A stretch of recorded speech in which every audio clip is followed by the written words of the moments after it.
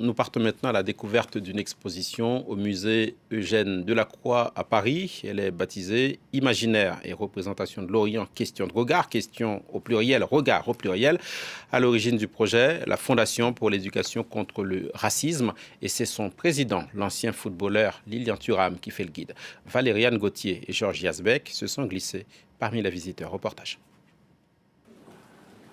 Jeune homme, dis-moi, qu'est-ce que tu vois dans ce tableau? Un roi avec beaucoup de femmes. Il aime bien ça. Rapproche-toi un petit peu. S'interroger sur l'œuvre d'art pour mieux lutter contre les clichés sexistes et racistes. Lilian Thuram endosse le maillot de guide au musée Eugène Delacroix à Paris. Le champion de la Coupe du Monde 98 a choisi de se consacrer à la lutte contre le racisme avec sa fondation créée en 2008. À travers les représentations d'un Orient fantasmé par le peintre romantique et ses contemporains du 19e siècle, l'ancienne star du ballon rond entend amener les visiteurs à la réflexion et déconstruire les préjugés.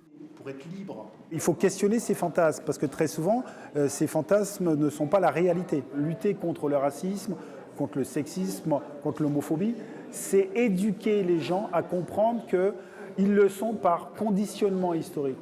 Et que ces histoires-là ont une profondeur historique qu'il faut comprendre si vous voulez les dépasser. Peinture, dessins, costumes et objets.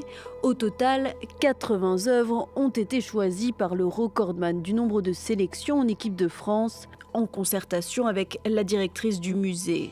Le parcours s'articule autour des thématiques de la puissance du colonisateur, du pouvoir masculin, de l'érotisation de la femme, de l'éducation ou encore de la découverte à travers le voyage.